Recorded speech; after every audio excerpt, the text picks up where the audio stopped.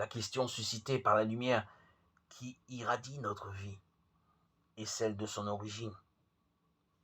Et cette question, c'est à chacun de nous qu'elle est posée, ouvertement ou discrètement, mais toujours comme une question de la liberté personnelle devant des signes qui disent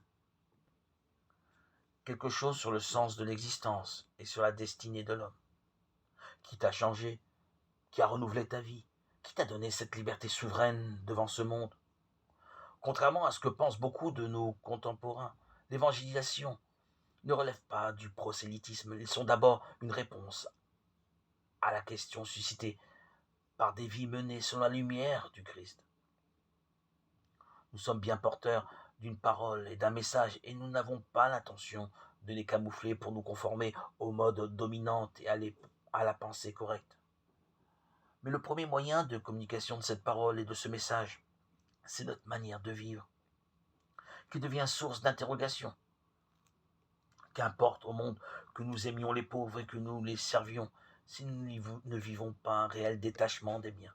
Qu'importe au monde que nous soyons pour la paix entre les peuples, si nous n'y travaillons par les moyens de la violence et de la force contre le droit. Qu'importe au monde que nous appelions à la fidélité de l'amour, si nous ne sommes pas résolus à nous donner tout entier, sans esprit de retour. Mais si nous vivons comme des fils de la lumière, alors avec le Christ, nous devenons lumière du monde et lumière pour le monde.